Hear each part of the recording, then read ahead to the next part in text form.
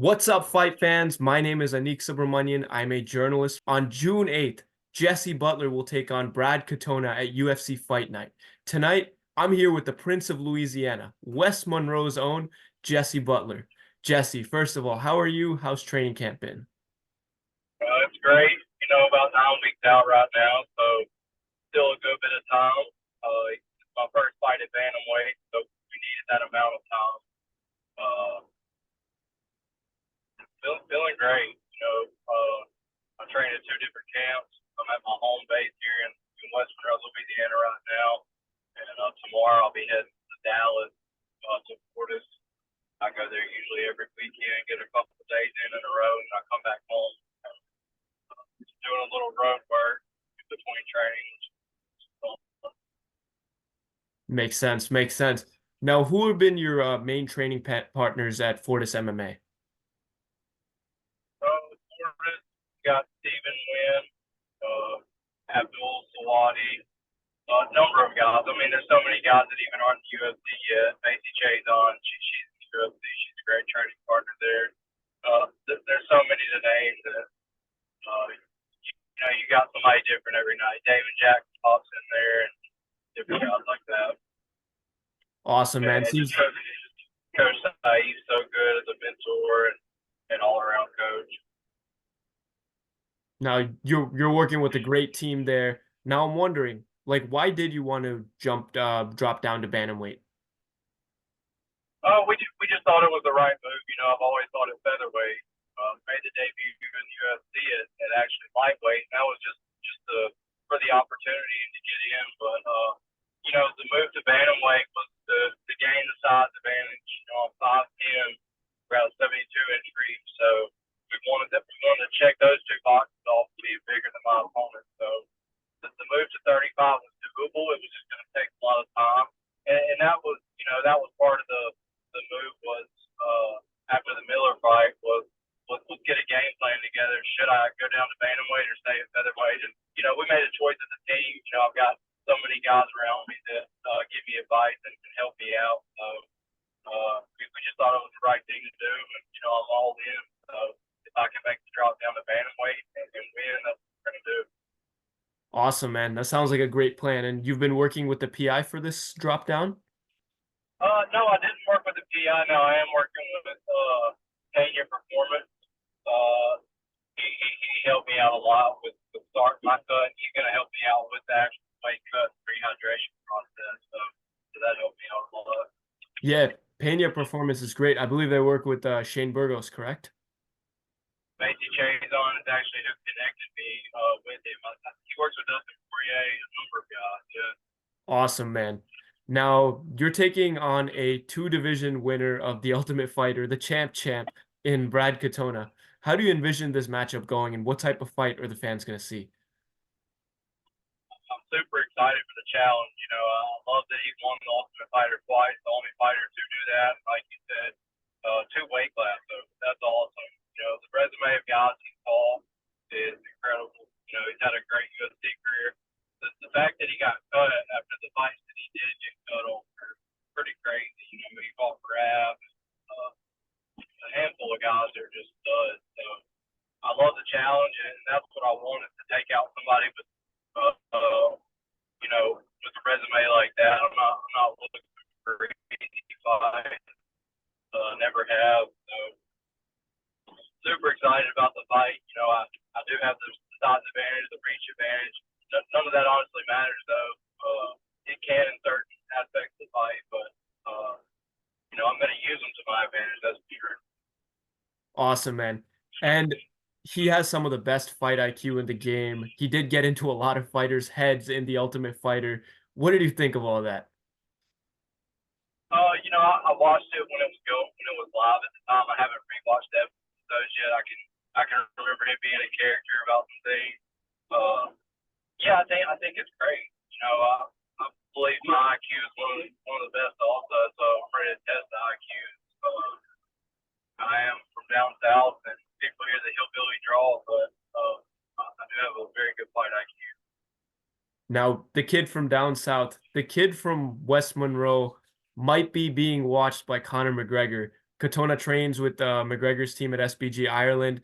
He switched to his team in The Ultimate Fighter. How does it feel? Like, what would you tell the child version of you that Conor McGregor is probably going to be watching your fight on TV? Yeah, that's pretty sweet. I think about those things, and then the other part of it is like I just want to win. So that's cool and all. I love that. It's where I envision myself, from the beginning.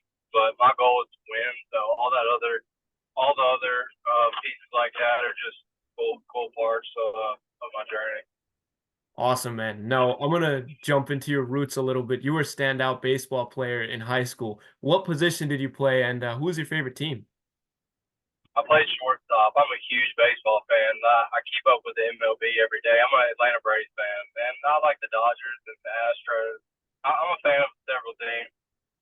Awesome, man. I think baseball is one of the most underrated sports. When someone tells me a game is boring, I'm a real fan. I can't agree with them. But I'm wondering, speaking of Yeah. baseball, what do you think of all this Ohtani stuff? There's a lot of controversy with him, his former interpreter with the potential gambling scandal.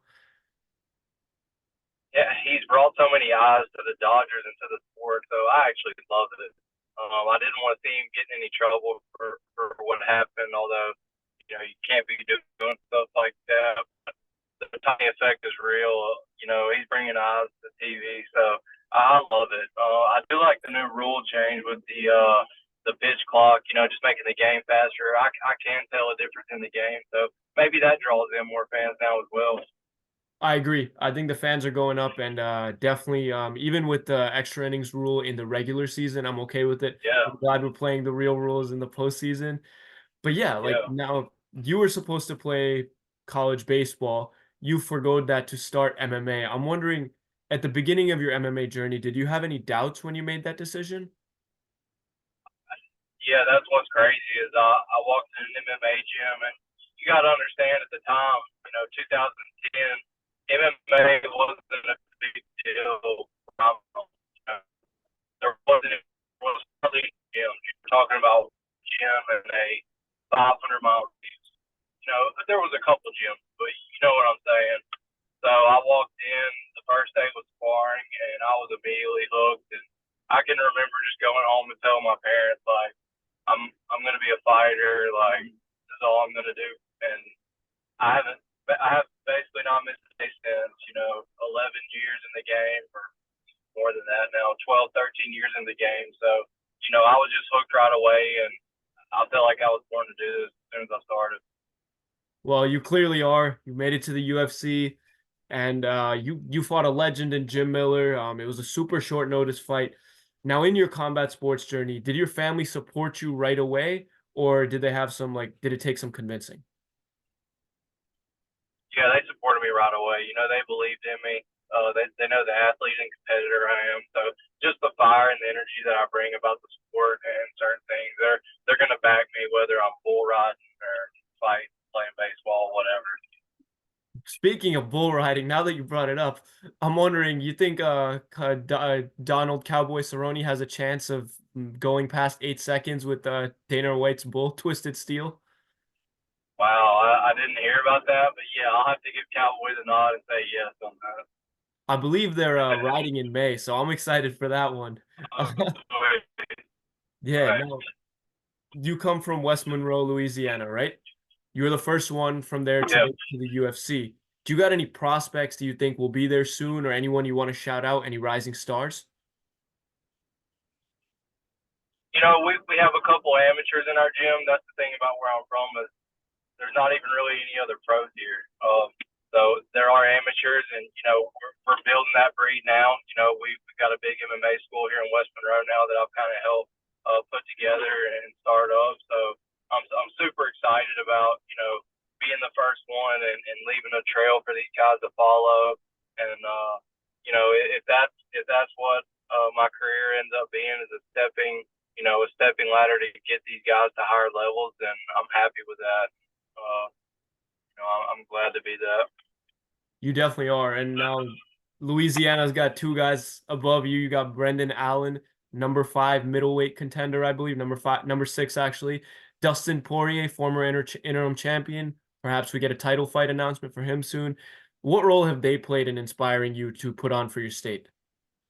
That's huge. You know, Brendan Allen just fought this past weekend, had an awesome performance. We were actually on a grappling card together in South Louisiana years ago.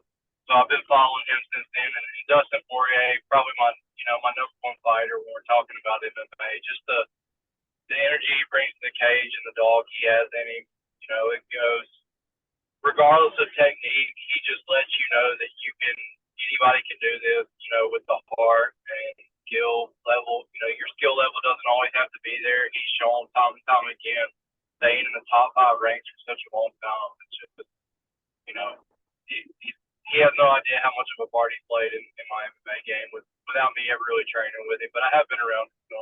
I was in American Top Team for just a little while, maybe 6-8 months, and you know, he was such at a high level at that time, and I was young, but I did get to see him in the gym, and that was cool. So, and shout out Danger Snell too. He left him out.